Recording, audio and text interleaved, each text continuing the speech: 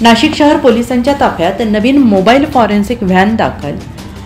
नाशिक शहर पोलिसांच्या ताब्यात न्याय सहाय्यक वैज्ञानिक प्रयोगशाळा संचालनालय, गृह विभाग, महाराष्ट्र राज्य यांच्यामार्फत नवीन मोबाईल फॉरेन्सिक व्हॅन समाविष्ट झाली आहे। सदर मोबाईल फॉरेन्सिक यांचे उद्घाटन पोलीस आयुक्तालय नाशिक शहर येथे पोलीस आयुक्त संदीप कर्णिक यांच्या हस्ते करण्यात आले। नवीन फौजदारी कायद्याची अंमलबजावणी होऊन गुन्हेशाबितीचे प्रमाण वाढावे या उद्देशाने महाराष्ट्र शासनाच्या गृह विभागाकडून न्याय सहाय्यक वैज्ञानिक प्रयोगशाळा नाशिक या विभागास नाशिक शहर पोलिसांकरिता नवीन मोबाईल फॉरेन्सिक व्हॅन उपलब्ध करून देण्यात आली आहे।